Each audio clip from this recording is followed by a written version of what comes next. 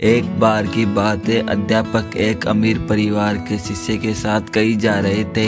तो उस शिष्य को कुछ मजाक सूझी, क्योंकि उसको रास्ते में किसी गरीब मजदूर के जूते दिखाई दिए। उसने अध्यापक से कहा, गुरुजी, अगर हम इन जूतों को छुपा दे तो कितना मजा आएगा। देखते हैं कि मजदूर पर इसका क्या असर पड़ता है। अब उसको तो मजाक सूझ रहा था, लेकिन गुरुजी ने कहा कि नहीं, गरीब इंसान के साथ इस तरह का भद्दा मजाक ठीक नहीं है। अध्यापक ने कहा, क्यों ना हम इन जूतों में कुछ सिक्के डाल दें और देखें कि इस गरीब मजदूर पर इसका क्या प्रभाव पड़ता है। उन्होंने ऐसा ही किया। जैसे ही मजदूर अपना काम करके लौटा और उसने एक पाँव अपने जूते में डाला तो उसको कुछ कठोर सा महसूस हुआ।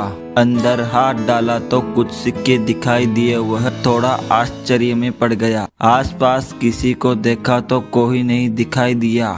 वापस उसने दूसरा पैर अपने जूते में डाला और वापस उसको उसमें कुछ सिक्के दिखाई दिए। अब दोनों जूतों के सिक्कों को उसने अपने हाथों में रखा और प्रभु, पता नहीं किस भले मानुस ने यह सिक्के मेरे जूतों में छुपाए हैं, लेकिन जिसने भी छुपाए हैं उसको मेरी दुआ है, ताकि इस पैसों से मैं अपने बच्चों और पत्नी के लिए कुछ खाना और दवाइयाँ ले जा सकूं।